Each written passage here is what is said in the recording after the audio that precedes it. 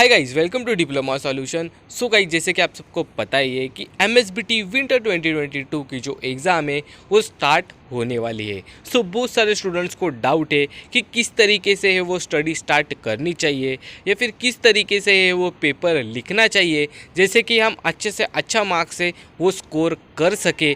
जैसे कि बहुत सारे स्टूडेंट्स है वो first year newly admitted students है जो कि फर्स्ट टाइम ऑफलाइन एग्ज़ाम दे रहे हैं, और जो न्यूली एडमिटेड स्टूडेंट्स हैं उनको पता नहीं है कि किस तरीके से है वो पेपर लिखना चाहिए, या फिर सेकेंड ईयर के जो स्टूडेंट्स हैं उनको कई सब्जेक्ट में बैक से या फिर किस तरीके से उनको अच्छे से अच्छा मार्क्स स्कोर करके पास होना है, या फिर जो थर्ड ईयर के स्टूडेंट्स हैं उनके लिए तो बहुत ही इम्पॉर्टेंट है क्योंकि उनको अच्छे से अच्छा मार्क्स स्कोर करके परसेंटेज गेन करने हैं फिफ्थ और सिक्स सेमेस्टर के, जिसके वजह से उनको इंजीनियरिंग में अच्छा से अच्छा कॉलेज है वो मिल सके। सो गाइज, आज मैं आपको बताने वाला हूँ कुछ ऐसा ट्रिक जिससे कि आप अच्छे से अच्छा मार्क्स से वो एग्ज़ाम में स्कोर कर सकते हो। और ऐसे बहुत सारी गलतियाँ हैं जो स्टूडेंट्स है वो पेपर लिखते टाइम कर देते हैं।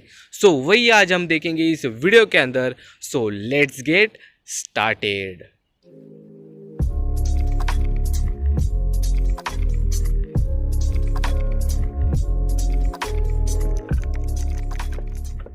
सो गाइज, कोविड के बाद में आपका ये फर्स्ट पेपर होगा जो आप ऑफलाइन तरीके से देने वाले हो। तो आपको किस तरीके से पेपर से वो अटेम्प्ट करने हैं सो आपको पता होना चाहिए, क्योंकि अगर आपका थ्योरी पेपर रहता है तो आप क्या करते हो। फॉर एग्जांपल, अगर आप स्क्रीन के ऊपर देख रहे हो कि right 2D and 3D scaling matrix, तो आप क्या करते हो। अगर आपको इस तरीके से क्वेश्चंस आता है तो आप कुछ देखते नहीं, आप डायरेक्ट थ्योरी डिस्क्रिप्शन लिखना स्टार्ट कर देते हो।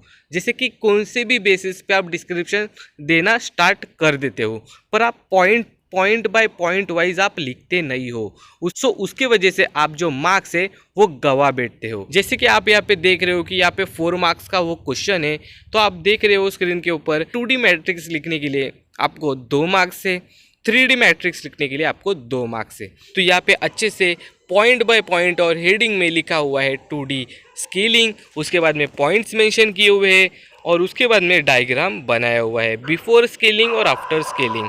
तो इसकी वजह से है वो आप अच्छे से अच्छा मार्क्स से वो गेन कर सकते हो, क्योंकि आप हेडिंग बाय हेडिंग से लिख रहे हो तो जो एग्जामिनर है वो भी अच्छे से मार्क्स है वो डिस्ट्रीब्यूट कर सकता है। जैसे कि आप नेक्स्ट क्वेश्चन यहाँ पे देख रहे हो कि explain interpolation technique in curve generation. तो ऐसे टाइप का क्वेश्चन आता है तो स्टूडेंट क्या गलती कर बैठता है कि वो डायरेक्ट थ्योरी लिखने बैठ जाता है। पर आप यहाँ पे राइट साइड के ऊपर देख सकते हो कि ये 4 मार्क्स का क्वेश्चन है, पर डायग्राम के लिए यहाँ पे 2 मार्क्स है और एक्सप्लेनेशन के लिए यहाँ पे 2 मार्क्स है। तो आपको अच्छे तरीके से एक्सप्लेन करना है और डायग्राम भी निकालना है, जिसके वजह से आपका जो मार्क्स है वो अच्छे तरीके से डिस्ट्रीब्यूट हो जाते हैं। अगर आपका 4 मार्क्स का है क्वेश्चन तो आपके 2 मार्क्स डायग्राम को इजीली मिल जाते हैं, और वही डायग्राम आपको अच्छे से एक्सप्लेन करना है और थोड़ा थ्योरेटिकली नॉलेज है वो आपको देना है, उसके भी आपको 2 मार्क्स मिल जाएंगे। अगर आप डायग्राम नहीं लिखते हो तो आप 2 मार्क्स गवा बैठते हो, क्योंकि आपको डायग्राम बनाना आना चाहिए। क्योंकि पेपर का फॉर्मेट रहता है कि आपको अच्छे से डायग्राम आना चाहिए, उसके बाद में उसका डिस्क्रिप्शन आना चाहिए, उसके बाद में उसके एडवांटेजेस, डिसएडवांटेजेस, फीचर्स, ऐसे इस पॉइंट वाइज अगर आप लिखते हो तो पॉइंट वाइज एग्जामिनर है वो पॉइंट वाइज मार्क्स डिस्ट्रीब्यूट कर सकता है। अगर आप सिर्फ थ्योरी लिख के आ रहे हो तो जो एग्जामिनर है वो अच्छे से अच्छा मार्क्स आपको नहीं दे सकता, क्योंकि आप पेपर को है वो अच्छे तरीके से प्रेजेंट नहीं कर पाते हो। जैसे कि यहाँ पे नेक्स्ट क्वेश्चन है explain with diagram technique of raster scan display. तो यहाँ पे आप राइट साइड में देख रहे हो कि 2 मार्क्स एक्सप्लेनेशन के और डायग्राम के 2 मार्क्स। तो डिस्क्रिप्शन दे दिया है, उसके बाद में अच्छे तरीके से वो डायग्राम बना दिया है और डिस्क्रिप्शन दे दिया है। जैसे कि आप नेक्स्ट क्वेश्चन देख रहे हो explain 2D transformation with its type.